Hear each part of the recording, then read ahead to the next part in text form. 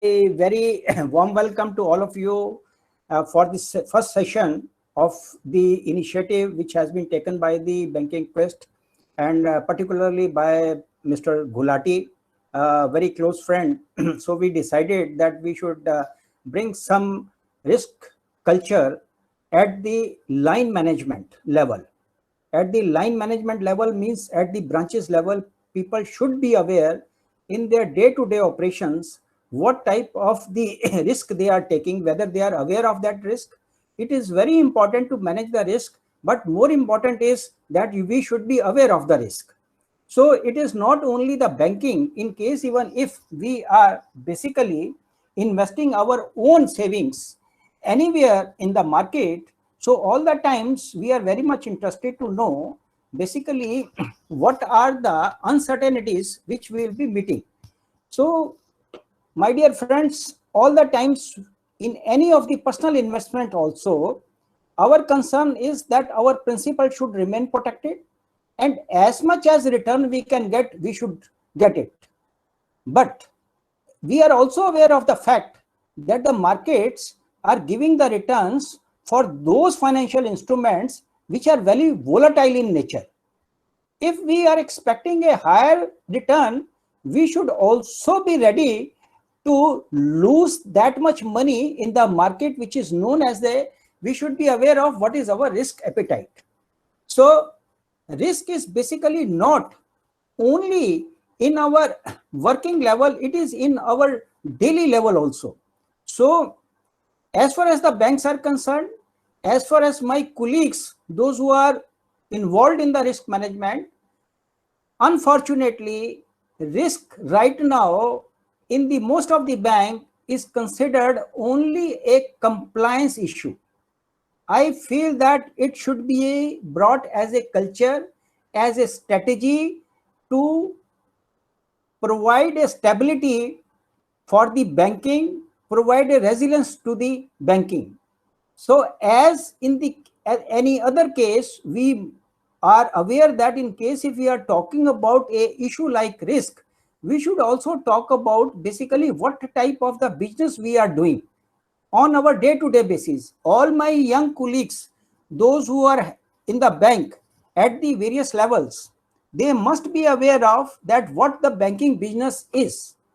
And in the each business which we are handling at any level, whether it is a branch level or whether it is a controlling level or whether it is at a discussion level, decision making if we have to do. So what basically the business we are doing, in that particular business, what is the risk involved and what type of the risk is there. Once we are able to identify that risk, so second thing will be how much risk.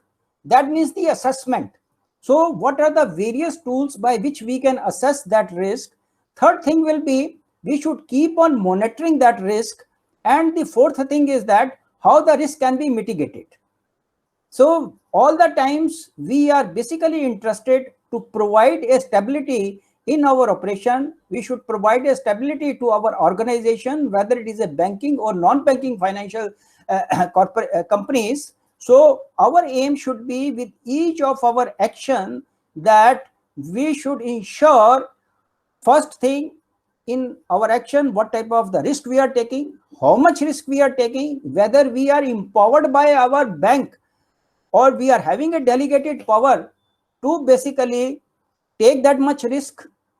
And if it is so, then how the risk is to be tracked. And that is called the monitoring. And in that course, what type of the mitigation to be done in all these 10 sessions, session wise, we will be addressing this approach. So first, in the today's session, these are basically the agenda: understanding banking business, function of banks, what are the various source and uses of the funds, financial statement of the banks, risk associated with the banking business, brief description of the major risk, and then of course after about 50 minutes we will be giving you few questions to understand how much you have understood the today's session. So all of us are aware worldwide the banking is nothing but taking a deposit from the public and then deploying it either in the investments or in the loans. In India, we are defining this thing as per the Banking Regulation Act 1949, and this is something all of you are knowing this thing. This is something which is not new to any one of you. I am just recapturing, repeating to just put a tone for this session. So banking means the accepting for the purpose of lending or investment of lending or investments. Please understand that we are accepting the deposits for the purpose of lending or investment. These are the two activities, and of the money from the public which is repayable on demand or otherwise. That means there are mode of the payments which will not only be on demand, it can be paid otherwise also, and withdrawal by the check, draft or order otherwise. This is the legal definition of the banking. So please understand, it is involving on the liability side, on the source funding side, that mobilization of the deposits, and on the asset side, deployment of the deposits. So these are the basic activities, not only in India, in the advanced economies like the USA and in the UK also, and they are also having the same type of the definitions when they are offering any lessons to any banking institution. So first thing, that all over the world, the banking is highly regulated entity. This is the first thing we should understand. And then whatever the regulation or whatever the economy under which, or whatever the jurisdiction under which we are working, we should respect the regulations basically directed or framed by that particular regulators in our day-to-day operation. The very first thing which is required to be known is that what are the various type of the regulations which we have to meet, understand. So they have to be taken very, very seriously, particularly by the line management. When I use the word line management, that means all the branch managers, all the functionaries who are doing at the branch level. So function of banking, again, if we see, we can broadly convert into the two parts. This is a very broad definition. Prime function and the secondary function. Prime function, again, accepting the deposit. When we are talking the deposits, there is a different type of deposits. There is a current deposits also, there are saving bank deposits also, and there are term deposits also. Within the term deposits, again, there are the retail deposit as well as there are the bulk deposits. So we have to see in this particular source, which is the source which is providing a stability to the banking funds, and which are the sources which are cheap. Now, whenever we are talking about the current deposits and the saving bank deposits, from the banking performance point of view, we are always talking about the CASA, current account, saving bank account. But in this process, we should never forget that these are the source which is volatile in nature. So whenever the volatility is coming, as a functionary, as a bank, we should be very, very conscious about the fact that whenever the volatility is there, it can cause a stress on our operations, on our functioning. So we should be aware that we should be in a position to capture the volatility which is existing in this portfolio. Again, when we are talking about the fixed deposits, again, the fixed deposits, they are basically divided in the retail segment as well as in the corporate segment. Normally, we are talking as the retail term loans, term deposits, or the retail bulk term deposits. So these are the two terms which are using. And in the case of the retail term deposits, these are considered to be a stable deposits. And all of us are aware, the bulk deposit, we may be very happy. At the end of the year, we have been able to mobilize the deposit and achieve our targets. But we are also aware of this fact that on the first week, within the first week of the new financial year, this deposit will be withdrawn. Or in case if we are getting this deposit, it is with a cost. And as against that money, we have created some asset. and what will be happening to that asset and how this gap will be filled. So we should be conscious about that fact also whenever the deposits are concerned and when we are looking it from the risk management angle. Performance angle is one angle, and but at the same time the risk management angle is also not to be ignored. When we are talking about the second function, in the primary function, the second part, that is on the asset side, that is granting advances. When we are talking about granting advances, we are talking about the various facilities which are in the form of very short term bill purchase, bill discounting, or the medium term, which are the working capitals and overdraft facilities, or the short to medium term or the long term loans facilities. So this is how the deployment is taking place. Apart from that, there are the investment portfolios, which in my following slides, subsequent slides, I will be sharing in detail. When we talk about the secondary functions, these are the functions where not much money is involved, but as a consultancy or as an agency, we are extending certain facilities, which I feel all of you are aware, and as such, it will be just a repetition in case if I am naming all these things. So when we talk about the sources of funds, right from the beginning, you should be aware about the component of liability and the assets of the balance sheet. This is my request and this is my very sincere advice to all of you. When you will be looking to your bank's own balance sheet, in the annual report, you will be finding there are capital funds which are consisting of the own capital plus reserves. There are borrowings which are short-term borrowings. That means up to 12 months, there will be long-term borrowings and there will be deposits. Apart from that, there are certain provision requirements and the other liabilities. These are the main components of the balance sheet, and within that components, these are the sources of funds which are available to the banks. But when we talk about the NBFCs, these deposits, all the NBFCs in India, they are not allowed to have the deposits. As many as 10,000 NBFCs, they are basically registered with the Reserve Bank of India, where the Reserve Bank of India has allowed the licenses, but very few NBFCs, maybe 83 or 100, they are allowed to basically mobilize the deposit. But in this case, again, deposits are only in the form of the term deposit, no current deposit, no saving bank deposit. Current deposit and saving bank deposits, they are only with the banks, not with any NBFCs. So that for the NBFCs, what is the major source of fund? That is their own funds and the borrowings. So deposit only in cases where there is a specific approval and the authority by Reserve Bank of India. Both banks and NBFCs in India, they are regulated by Reserve Bank of India. So when we talk about the deposits and when we talk from the risk point of view, let me understand that we are having demand deposits, which are known as the CASA. What is the advantage? Advantage in this case is this is a very low cost deposits.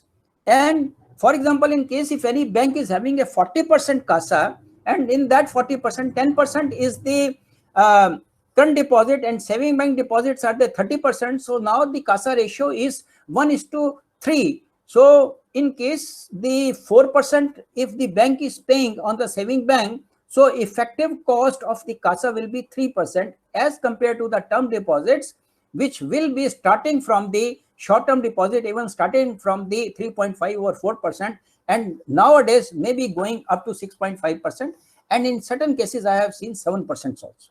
So what is the peculiar thing in the case of the deposit? These deposits are not transferable. These deposits cannot be transferable like the Negotiable Instrument Act. But there is one more deposit which is known as the certificate of deposit.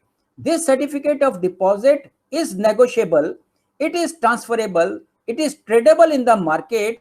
So it is part of the most of the banks, it is a treasury product. Only the treasury branch, it is not in the branches, this product is not raised. Only your treasury branch is raising this deposit certificates to mobilize the deposit, and these are very short term in nature. Maximum 1 year, up to 1 year, we can raise this amount, and they are the interest rates that varies according to the market rates, right? So this is something, a very brief of the deposits which already you are aware of.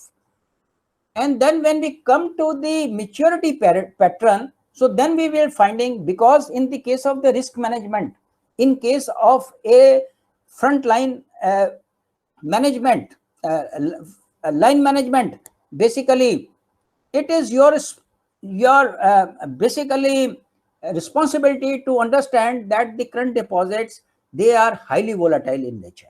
So if they are highly volatile in nature, so there should be somebody who is capturing this volatility. Banks undertake behavioral study. In this case, what we are doing, which I will be sharing with you at the level 2, that we are doing a behavioral study of the total portfolio at the corporate level through the risk management department. There we try to see, in case if at any point of time in last 3 years, or 2 years or 1 year, whatever the study as per your policy is allowing you, if you are doing, so we are trying to see at one particular date what was the maximum withdrawal. And all of us are aware that the volatility tool, those who are from the mathematic background, they may be knowing that the standard deviation, that is the tool in the mathematics by which the volatility can be measured. So what we do for last 3 years, on the daily basis, we try to see what was the maximum volatility.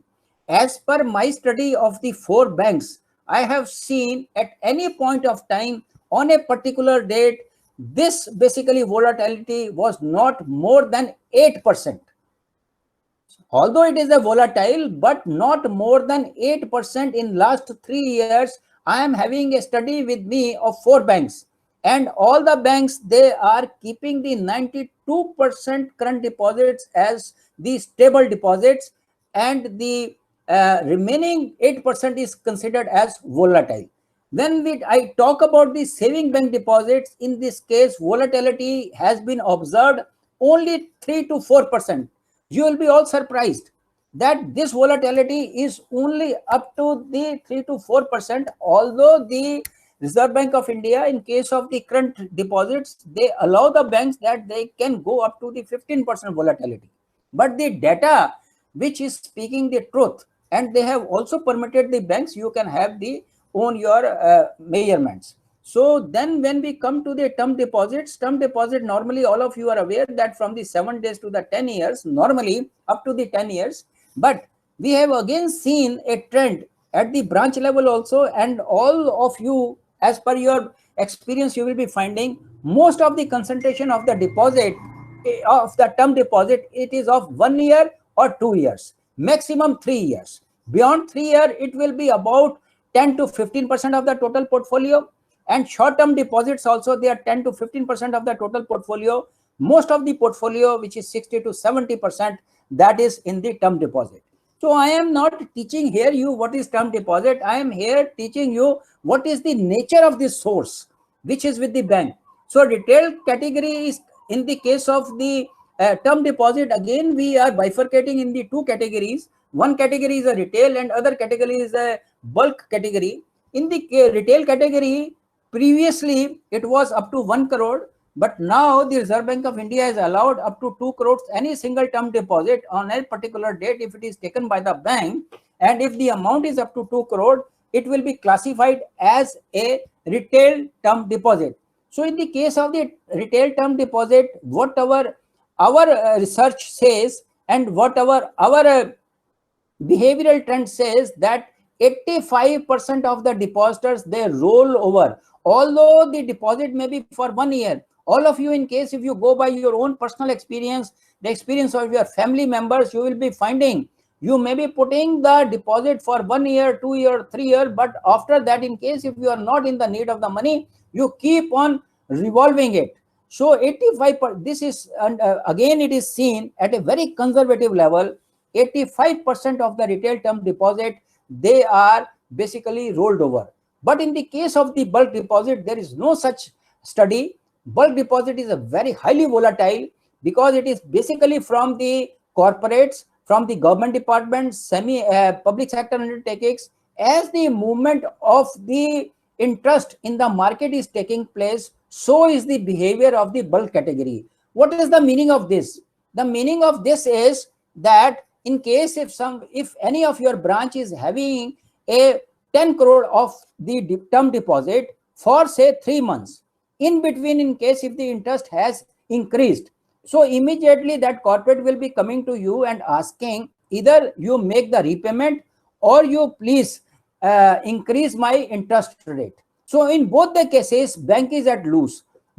One loss is that of the repricing risk, and other loss is that of the liquidity. In case if the bank is paying because of the higher interest they cannot afford, so then it will be a liquidity crunch which the bank will be facing of a high amount. 10 crore is not a small amount. All those who are having a experience of in the treasury or in the fund management at the corporate level, they may be knowing. But in case if you are repricing it, and in case if you agree to give the loan, so then it will be basically disturbing your margins of profit, which is called as a NIM, as we are aware about the NIM. So bulk category is highly volatile, and that is why, as far as possible, banks, they are more relying on retail category, on CASA, on saving, basically because of the less volatility in the. So on the liability side, as a branch functionary, you should not feel that there is no role by you to manage the risk. No, there is definitely a role. Even if you are on the deposit side, you have to ensure that the best services should be provided to your saving bank depositor, to your current depositors, and so that they should remain attached with you, because with the type of the float which you are having in this type of the portfolios, that floats are definitely at a very low cost, is a stable source, and with that float, lot of the profitability can be managed. Same is in the case of the retail deposit. In case, I have seen in many branches, the people, they are withdrawing the money, and the branches, they are not concerned. They are finding it as a routine operational thing, that if the deposit is going, let it go. But no, in case if the deposit is going, please understand, if it is a premature deposit, or if on the maturity also retail deposit is going, and quietly the customer is withdrawing that amount, you should please follow the trend. Why the customer, whether he is not satisfied with our interest rates, or he is not satisfied with our services, where we are going wrong. In case if there is a genuine requirement by the customer, then we cannot help anyway. But as far as our services and interest is concerned, definitely it will be done.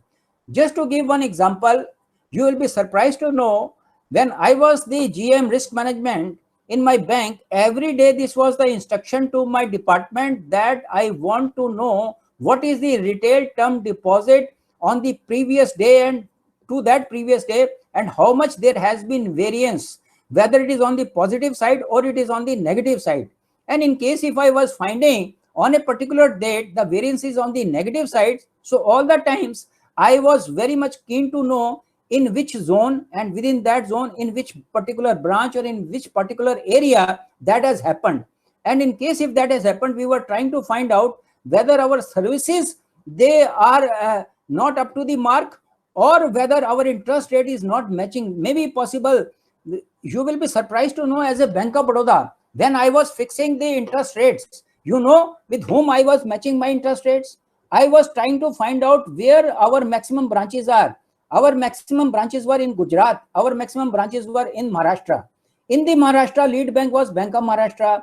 In the Gujarat, our competition was the Dena Bank. Of course, in both the places, State Bank of India was there.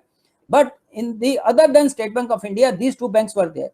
I was, throughout my 4.5 years, I was keeping slightly, this is the basically disclosing the secret, that slightly, even 0.05 or even 0.10 more than the retail term deposit rates than these two banks. They may not be knowing some change is happening in the market quietly, because I know in the rural areas, in the semi-urban areas, our customers, they are very sensitive as far as the interest rate is concerned. Why they are moving to the post offices? Because of higher interest rate. In case if we are having the branches at the same place in the rural area or semi-urban area, so they will be going to only that bank which is paying them the more interest rate. So I believe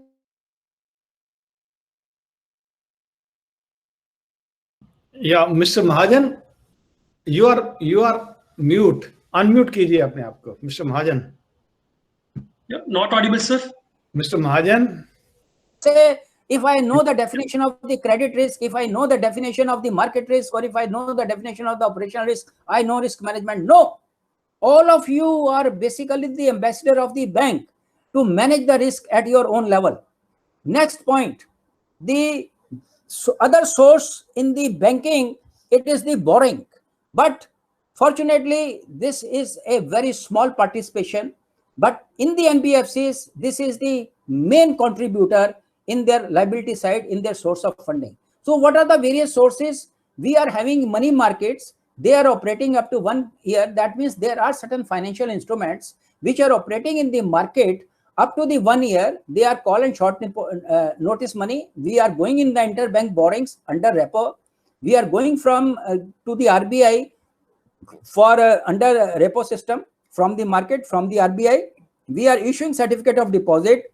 We are term repo is provided under the SLR by the RBI. There is a MSF window by the RBI for pledging the SL security and raising the funds. And there are other ways by which we can raise this money. These are the various sources by which the banks, they can meet their very short-term mismatches in the liquidity. What we call this as a liquidity. As I told you that in the case of the bulk deposit, although we will be able to achieve our targets, but the moment that deposits, since they are very volatile in nature, they are going, how basically we will be matching, we'll be shorting funds, because the funds have to be paid. And since our treasury, they are managing the funds, so they immediately they will be going in the market, either in the interbank borrowing, because there is a concept in the RBI to the settlement of the account after the last 1 hour before the closing. They are keeping open window for the interbank borrowings. So within that position, wherever the people they feel that they are basically requirement of any bank which they feel their requirement of the funds, immediately they will be going in the intermarket or by any other means which is provided here. So they will be raising the fund and depositing with the Reserve Bank of India, so that there should not be any overdraft, because there are very heavy penalties for that. So when we talk about the long-term borrowings basically by the banks, they are done for the purpose of the capital funds. What is the capital funds? That I will be coming in the subsequent sessions, not in the subsequent slide, subsequent session when we will be discussing capital adequacy. Right now, you should understand that there are bonds which are known as IPDI, Innovative Perpetual Debt Instrument. These are known, and these bonds, as per the RBI or as per Basel also, they can be considered part of the capital. Although, for example, in the case of the Bank of Baroda, in case if the Bank of Baroda is having 50,000 crore of rupees as a capital plus reserves, and if they are having IPDI bonds of 10,000, so their capital fund will be 60,000, not 50,000. But in detail, I will be sharing with you what exactly is this meaning. Then there are certain secured bonds and there are certain unsecured bonds also, which in the long-term borrowing, that means more than 1 year. And for that purpose, the capital market, we are entering into the capital market. Please understand, all these borrowings which we are raising from the market, that is all basically monitored, particularly the capital market. It is monitored by the SEBI. So SEBI's guidelines have to be followed in this particular case. Now, apart from the RBI, in the case of the borrowing, we are also have to adhere with the regulations which are there by the SEBI. So although that is why, again, this is something function which is not held at the branch level, but anyone who is aspiring for the working in treasury, they must know that when they will be going for the fixed income securities or the equity to for the purpose of raising the fund. So SEBI regulations, they have also to be taken care of. I am giving a 1 minute pause and just repeating that what so far we have covered. So far we have just gone for the definition of the banking, which all of you are aware. Then we have gone for what are the various source of funds with the bank to do the operations, because these funds are required for the investment, for the loans and advances. So in that case, we have gone through three types of the main sources. One source is bank's own fund, which is capital. Then it is a borrowing from the market, not from the depositors. And when we are going for the borrowing from the market, either that markets will be regulated by the RBI in the case of the repo, or by the SEBI in case of the certificate of deposits, and both by the RBI also, because RBI is issuing the instruction minimum how much days will be there, maximum how much days will be there, what should be the tenor, who can be eligible, all that things, that product you are required to know.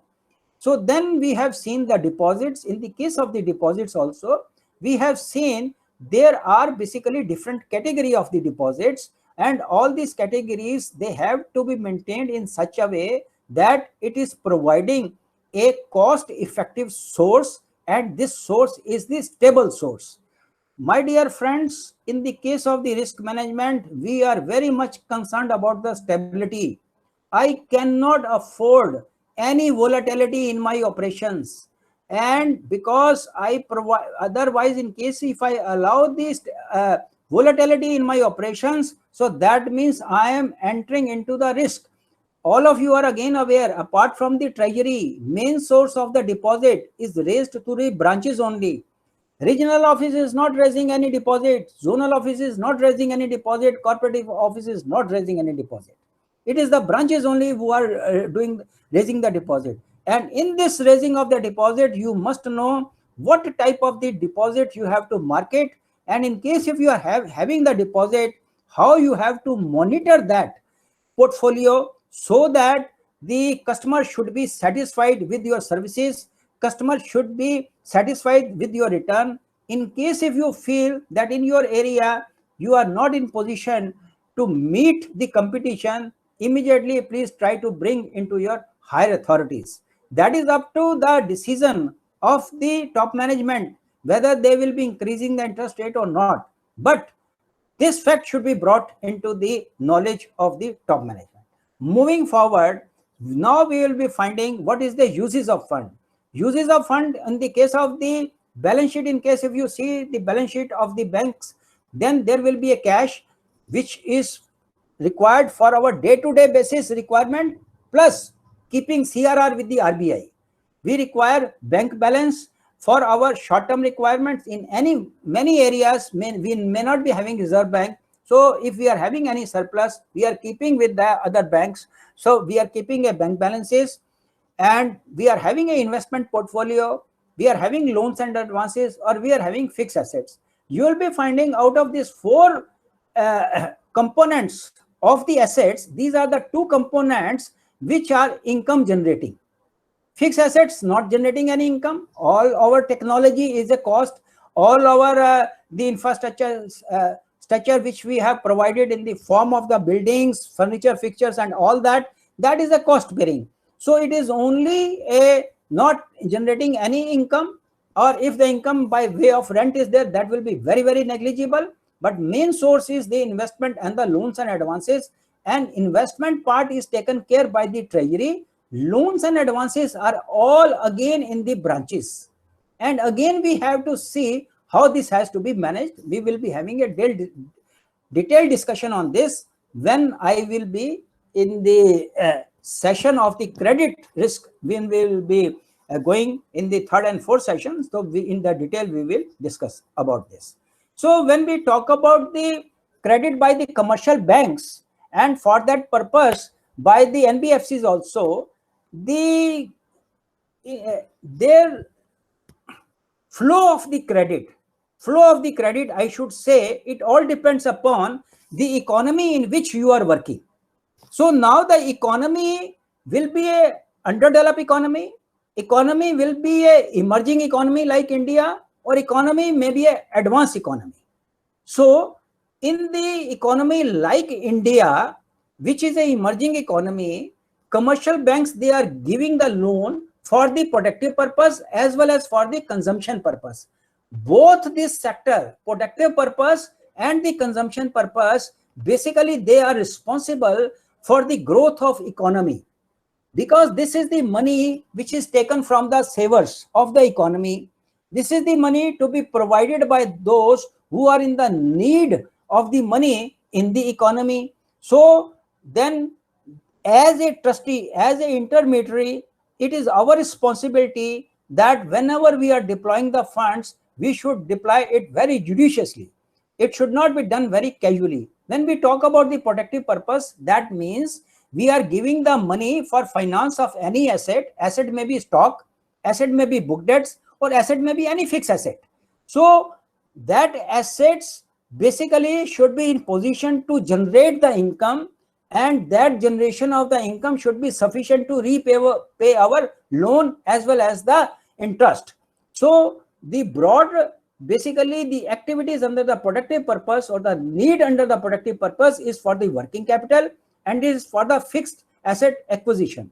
Again, in the case of the working capital, by this time, all of you are aware, it can be done by the fund base and it can be done by the non-fund base also. And then in the case of the fixed asset acquisition, it is only by way of the fund base as well as by the non-fund base. We can issue the letter of credit for the procurement either by the domestic procurement or by the import of the raw material as well as any plant and machinery. Same way in the case of the guarantee and same way is in the case of the co-acceptance. So in the case of when we are talking about the consumption purpose, so why we are allowing for the consumption purpose? Basically because in any economy, productive purpose can be sustainable till the demand of their product is there. For example, if someone is manufacturing steel, someone is manufacturing cement, someone is manufacturing any such building materials or anything else. So if the demand will not be there, so they will be basically whatever the capacity they have built, that may not be sustainable. How the sustainability will become? Sustainability come when the demand will be there. How the demand will become? When the consumers will be having the money to spend. So that is why we are giving the housing loan in India. For last 30 years, we have become very active after the liberalization and after the introduction of the new generation banks. We become very active in giving the housing loan. Once we are giving the housing loan, we are knowing there has to be houses. And for the purpose of the houses, we know there has to be a cement, there has to be a steel, iron, there has to be a building material. So all those who are manufacturing at all these areas, they will be also growing, and the need of the customer and the economy will be also growing by providing this type of the facility. In case if we are giving the vehicle loan, we know that in case if we are giving the vehicle loan, there will be requirement of the steel, there will be requirement of the iron, there will be a employment, there will be a roads and infrastructure, there will be a logistics, right? So when we are giving the vehicle loan, so with that also, this type of the portfolio is helping the protective purpose portfolio also in this way, and both of them, they are complementing to each other. So this is basically should be always kept in mind that every loan which you are giving, it is for the growth of the economy, whether it is a consumption, whether it is a productive. My dear friends, there is a third type of the loans also, and that loans, they are known as the speculative loan. In India, RBI don't allow any speculative loan because, you know, speculative activities, they are rising to the volatility, and any emerging economy, any underdeveloped economy cannot afford the volatility in their economy. So you might have seen that whatever the money we are giving against the shares and debentures, that is restricted only up to 20 lakhs. It is from our time. That has not changed. It is only because the individual, in case if they are having the money and they want to go in the stock markets, though the prices index will be inflating and then at any point of time, they will not be getting a true value of their investments and the markets can crash. But these type of the activities, they are there in the advanced economies like the European or the USA or Singapore, like that countries, they allow this type of the activity also. So moving further, we have to see whatever so far we have seen in the last two slides. These are basically the functions of the branch level, right? Borrowing is treasury level, and then in the treasury functions, in case if I see, they are dealing in the financial markets. These are the markets which are the money markets, they are the debt market, they are the forex market, and they are the capital market. So in the case of the debt market, there will be government securities and there will be a corporate bonds or public sector undertaking bonds or financial institutions bond. And government securities, they are issued by the central government and the state government. So you should have the idea as a banker that bank is relying upon which type of the activities, right? So, but basically the treasury function is in day-to-day basis. In case if we want to do the trading of this type of the securities, so they should be trading in such a way that they should be in position to acquire the securities at low price and sell at the higher price. So risk management in the treasury function is altogether a different ball game. The risk management in the branch, it is altogether a different ball game. So that is why I say that the risk management should not be taken treated as a compliance function only because we have to satisfy the RBI requirements. That is why we should do, we have to satisfy the Basel requirement, we should do. No, we should try to see this with the every action, every decision, every activity which we are performing at the various level of the banking, how basically it is strengthening the operation, the providing the stability, providing the resilience to the banking system. So this is basically the investment portfolio. Investment portfolio on the short-term basis, there will be a T-bills in the investment. This is the treasury bills issued by the Reserve Bank of India, call and notice commercial papers, certificate of deposit, repos, money market, mutual funds, all these things, they will be money market. In the case of the capital market, it will be equity, and more so on the bonds which are issued by the corporates, public sector undertakings, or the government securities. And apart from that, there is a forex market where the dealing of the foreign currency, foreign securities, as well as certain derivatives like the swaps, interest rate swaps or the currency swaps, they are basically taken care, and all these functions are done by the treasury. Again, this is the balance sheet of the bank. Why I am showing this balance sheet? This is a balance sheet after a lot of research, after amalgamating all the data of the various bank. This is a industry indicator. You will be finding out of the 100 rupees of the liability, 5% is the contribution from the capital, 3% is the contribution of the borrowings for the long term, and 2% for the short term. 3 plus 2, 5%. 87% is the deposits. Now, apart from the certificate of deposit, all other deposits, they are the branch level. Now you can understand basically the importance of the branch banking. And in the deposit, as we have already seen, that there is a different composition from the maturity point of view, from the interest rate point of view, from the spread point of view, and then there are certain provisions as we are doing for the NPA accounts on the standard as well as on the NPA, and certain other liabilities, they are constituting only 3%. But the most important is this 87. Now, what is the basically risk it is carrying? The risk it is carrying that if we are having a deposit, but we are not having a liquid funds to make the payment as and when there is a demand in the current account, there is a demand in the saving bank, there is a demand in the bulk deposit, or there is a premature payment of the term deposits. So then what is basically, if it will be the impact will be the liquidity risk. The moment the market will come to know that this particular bank is having a liquidity crisis or liquidity issue, they are not in position to repay, the deposits on demand or otherwise, so then in the risk management we call a term which you please note, which is known as run on the bank. So there will be long queues outside the bank to withdraw that money. Many a times whenever the moratoriums they are declared for the merger or for stopping the operations of a particular bank, whatever we have seen in the case of the Yes Bank or in the case of the Punjab Mercantile Bank, what we have seen the lines outside the banks to withdraw the money, that is known as the run on the banks. So that we should avoid. So how basically the banks, they are managing their liquidity, this we will be discussing in this particular program at the various levels. When we talk about the assets, we know that the cash and the balance sheet is 6% of the total assets.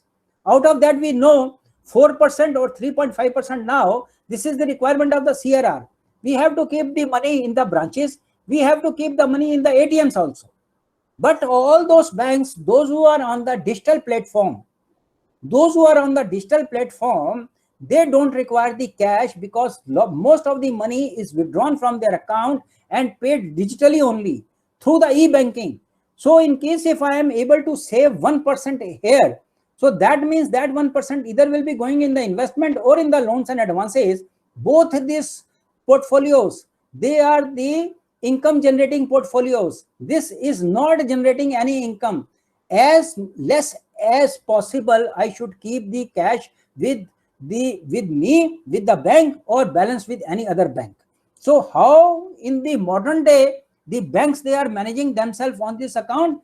They are encouraging, they are educating their customers to use more and more digital. There should be as less as possible the footfall in the branches. This is basically the risk management nowadays.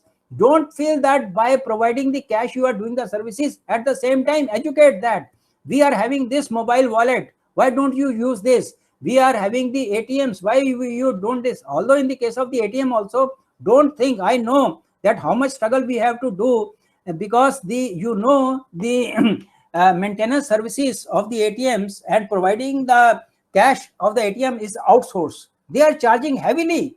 Reserve Bank of India says that 24 hours there should be a security, and in the case of the security guards, they should not be more than 8 hours, and that means 3 different guards we are required to do. There has to be a particular atmosphere in the ATM where these are placed. In case if the ATMs are not working, it is a reputational risk to the bank.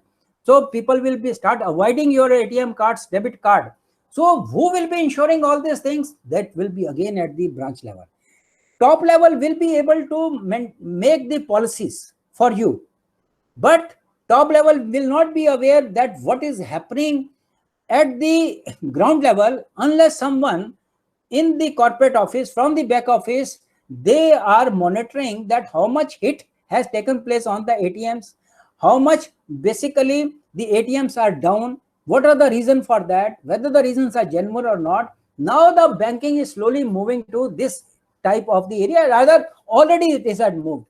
So as Mr. Balasubramaniam in his opening address is saying that now the traditional banking is slowly moving to the technology based banking. Again, my dear friends, technology is only enabler. Basically what we have to see, how basically we can protect ourselves. We can, in case if our more and more people, they are using the digital platform or the e-banking platform, so then whatever the resources we are having in the form of the manpower, that we can use in some other way. Again, in the case of the investments, in the case of the investment 26%, again in the case of the investment, as per the RBI, these investments are to be bifurcated in 3 parts. One is known as held till maturity, other is known as available for sale, and that third is known as held for trading. So held till maturity is a portfolio. That means the bank is deciding whatever the securities they are having till they are not matured, so they will not be selling it in the market. There is a available portfolio. Now this is the fixed income. Equity cannot be a part of the held till maturity unless there is a strategic investment, because equity is giving us an opportunity as and when there is a capital appreciation in the price, we can earn some profit and we can sell that. So unless there is a strategic investment, for example, if I have invested in the CBIL or I have invested in any such new venture, and there it is basically for the purpose of increasing or creating the infrastructure in the ecosystem. So in such cases, we are keeping in held till maturity. Otherwise, we are keeping in held for trade or available for sale. Held for trade is that in case if I have acquired any security today, within 3 months, I have to sell it. And otherwise, it will be available for sale. Available for sale, I can keep the money as much time as possible. Only thing risk in this case is that if I am keeping that security, every quarter, there will be a mark to market. That means whatever will be the market price, I have to mark that. If I am marketing the price and in case that price is less than my acquisition price, so that means I have to book the losses. In case that price is more than that, so I have to ignore that excess. So this is basically as per the potential norms to bring the more transparency in the balance sheet, and this aspect has been brought. Then loans and advances, it is constituting 64%. This is a typical Indian banking balance sheet. In case if you see the American balance sheet or the European balance sheet, you will be finding investment maybe 45%, 50%, 55%. Loans maybe 30, 35%. Why it is so? Because their stock markets are very deep and very vulnerable and very volatile. So their stock markets, they are basically more effective than us. Our stock markets are not that deep. We are not doing much tradings, and whatever the investment we are doing mainly out of this 26% as on date. 80.5% is part of the SLR, statutory liquidity ratio, right? So, but in the foreign countries, if you see the JP Morgan's US's balance sheet, you will be finding this amount as 45%, 50%. So this is a typical Indian bank balance sheet, which is reflecting 64% loan and advances. Now 4% fixed asset, as less as possible. So now you see 6 plus 4, 10% is not giving me any income. Not giving me any income, whereas on 87% I have to pay some income. On this 5% I have to pay some income. On 5% again I have to pay the dividend. Only it is a 3% which is not carrying any cost, but otherwise 97% it is a cost bearing on the liability side, whereas on the asset side it is only the 90% which is giving me the income. No, my responsibility, this is something which is to be done by the treasury, and this is something which is to be done by the branches. So all my, for example, in case if I take the case of State Bank of India, 24,000 branches plus, they will be involved in this activity. So what is required to be seen? There should not be any slippage, because in case if this 64 by way of anything becomes 62 or 61, how this balance sheet will be balanced? Where this 3% will be going? This 3% will be going to reduce this 5%. If any loss is there in the investment, where that loss will be going? This loss will be compensated by the equity. That is why the capital is considered as a risk mitigant as far as the banks are concerned. This we will be discussing in detail when we will be doing the capital adequacy. So in nutshell, what I have tried to say, that in the case of the banks or in the case of the NBFC, the main risk is that of the operational risk. In case if our people are not trained, in case if they don't know whom to give the money and whom to not give the money, if they are not knowing how to monitor the accounts, if they are not knowing which investments are best for us in the treasury, so that is all a part of the operational risk. In case of the investment, wherever my trading portfolio is there, and in that trading portfolio, all the times I am basically subject to the market risk. In case if it is a forex, in case if I am taking a position in the forex which is beyond my appetite, I am in the foreign country, I am keeping more and more my dollars, assets or dollars. So whenever there will be exchange fluctuation, I will be losing the money. How that is to be done? This is a risk management. In the case of the loans and advances, tracking about the borrower, tracking about their assets, tracking about the collaterals which are provided by that. So in case if we are able to do that, that means we are doing a good risk management. In case of the borrowers, in the case of the depositors, there are different kind of depositors: individual, joint, HUF, joint stock companies, partnership firms, proprietorship firms. So then whether we are doing a proper KYC, somebody may not be doing a fraud with us. He may be having a check of someone else and impersonation. By way of that, they are issuing the, so again, it will be coming all under the operational risk. So these are the basically three risks which are identified as far as the banks are concerned, which are impacting the risk or the losses in the banking balance sheet. Moving further, I will be taking 10 more minutes. Thereafter, we will be giving you a few questions based on that. So component of the bank balance sheet can be summarized in this way, but there are off-balance sheet items also: bills for collection, claim against banks not acknowledged at desk, liability on account of the outstanding forward exchange. Then there will be derivative contracts. There will be a guarantees behalf of the constituents. There will be a letter of credit, acceptance, endorsement, or the other obligations. These are all coming as a part of the off-balance sheet item. As on a particular date, we may not be having any liability in the fund form, but in the future, as a contingent, in the future, we can have the requirement of the funds and liability in case if this is not proper monitored. So monitoring is again a part of the risk management.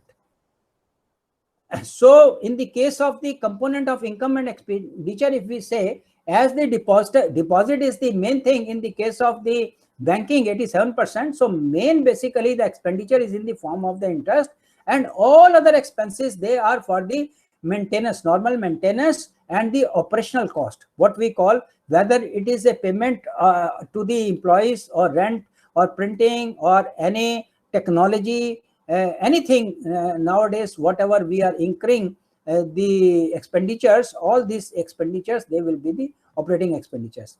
Same way, 64% if the advances are there, so main income, because 64% is from the advances. And in the investment portfolio also, we are investing in the fixed income security, which is the part of our HTM portfolio. The most of the income we are generating from that securities, that is also the interest income. That is why the portfolio is known as interest, discount on advances, bills, income from the investments, or interest from the investments. So all these things is filing the part of the interest, and all other incomes, they are either by way of our agency business or by way of our consultancy business we are getting. So of income is the interest, and main source of expenditure is the staff and the other operational cost and the interest payment. So whatever the gap left is, that is basically the spread which is available to the bank, and that is the spread which is required to be managed.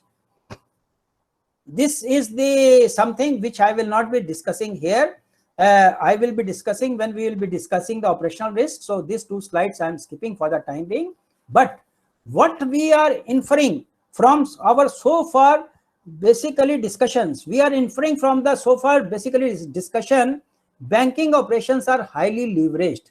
As against the capital of 5, I am building the assets of 100 rupees. So these are the asset of 100 rupees, which are online assets, on balance sheet assets. But my dear friends, beyond the on balance sheet items, there are certain exposure, there are certain commitments which are more than 100. For example, in case if I have given the working capital as of 31st March, that amount may be outstanding 5 crore out of the 10 crore limit. But for the purpose of leveraging, I will be taking 10 crore. If I have given a letter of credit, a part of that I will be taking as exposure. If I have given the LC, a part of that I will be taking as exposure. If there is a term loan, and in case if I am required to disburse that term loan at a particular time during the implementation, part of that I will be taking as an exposure. All that exposure we have taken in the investment and all. So in case if we are building that much exposure we are taking, and what is the leverage? Leverage is only 5% of the total exposure. So exposure may be 120, maybe 125. So as against that, we are only having 5 rupees as a capital. So it can be understood as in the case of the those who are working in the branches, they may knowing what is the debt equity ratio. So whenever we are financing to the trader, we say the debt equity ratio will be 1:2.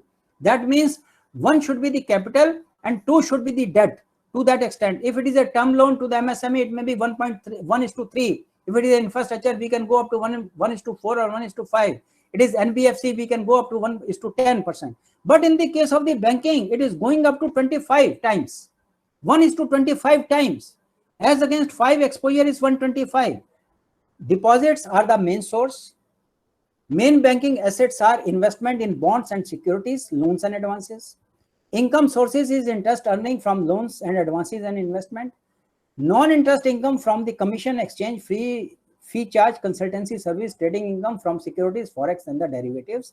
So in nutshell, so far we have been able to cover these aspects, and we see that the banking operations, can be summarized in these few points. So as a banker, we have to take care that though the operation is highly leveraged, but whatever the assets are there with us, it should not be the responsibility of the risk management department at the head office to ensure that there is no slippage, the capital adequacy is maintained. This is the responsibility of each and every one of us, that we are working in a industry which is highly leveraged, and whatever the decision we are taking, then we have to respect that industry, the regulation of that industry, and the trades of that industry, right?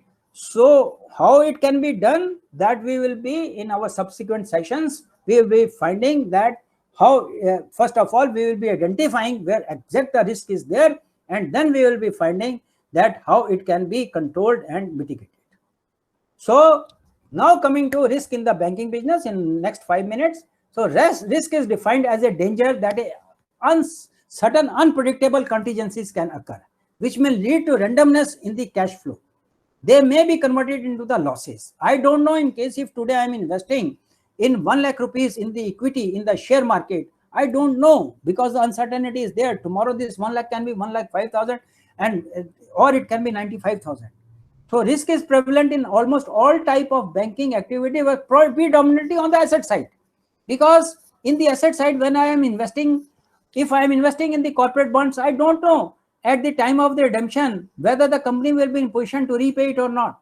This is the uncertainty. If I am giving a loan, I don't know whether the counterparty, that is the borrower, he will be honoring the commitment on the date which he has agreed. I don't know. If I am doing the trading, in the case of the trading, whatever the risk I am taking, what I am acquiring the particular security, and tomorrow how the markets will be behaving. So markets, they are behaving on a many economic functions, the government policies. So all that things will be constituting to decide what are the actions we have to take. So there are different type of the risk, and we have seen credit, operational and market.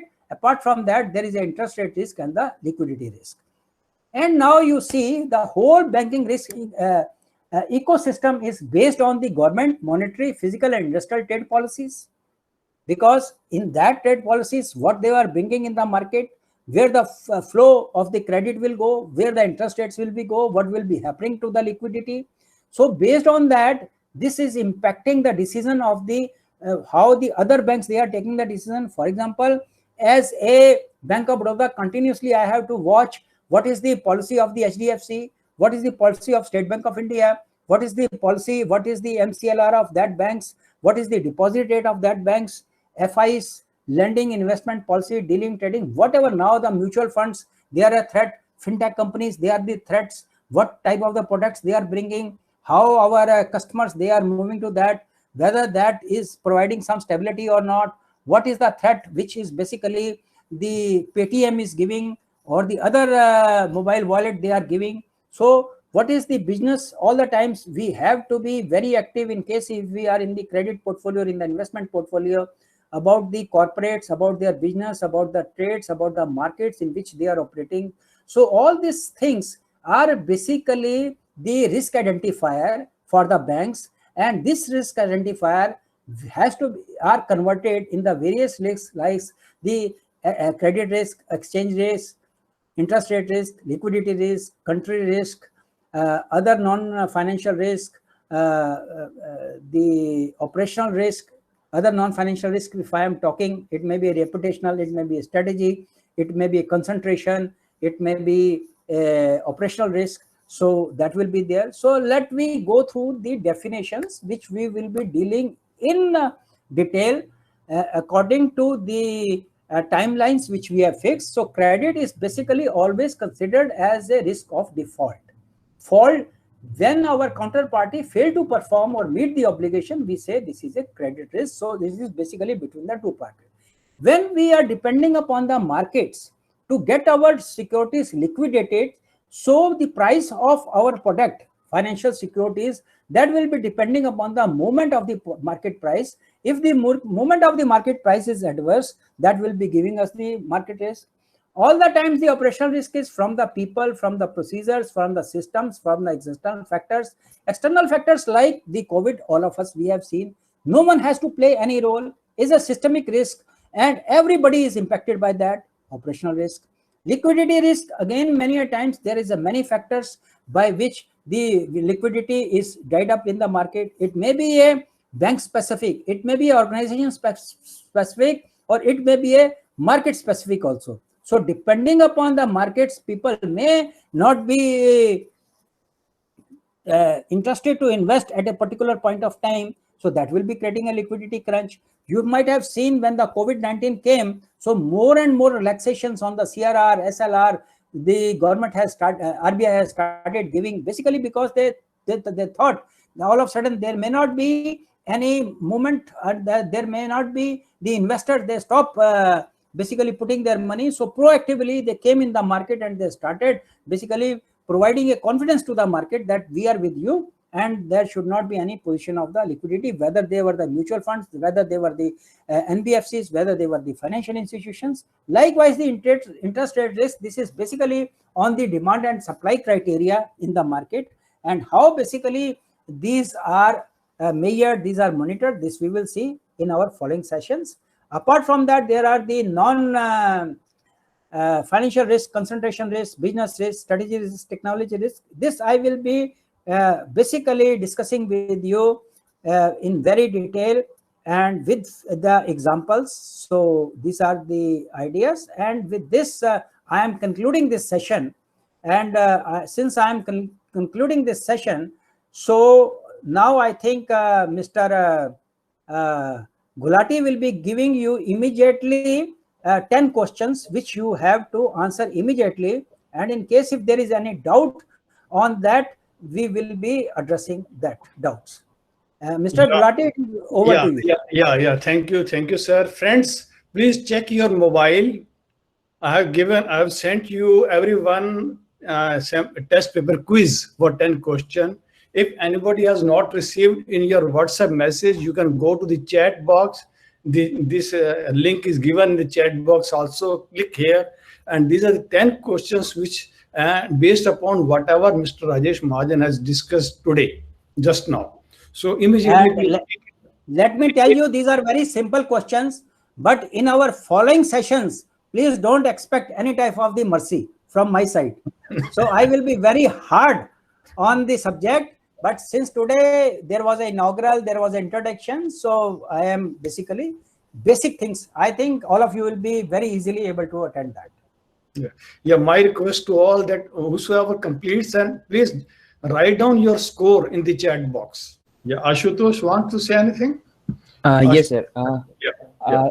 Sir, actually, when we were discussing about the various risks, so what I tried to conclude and what I deduced that like operational risk is the source of might be the source of other risk.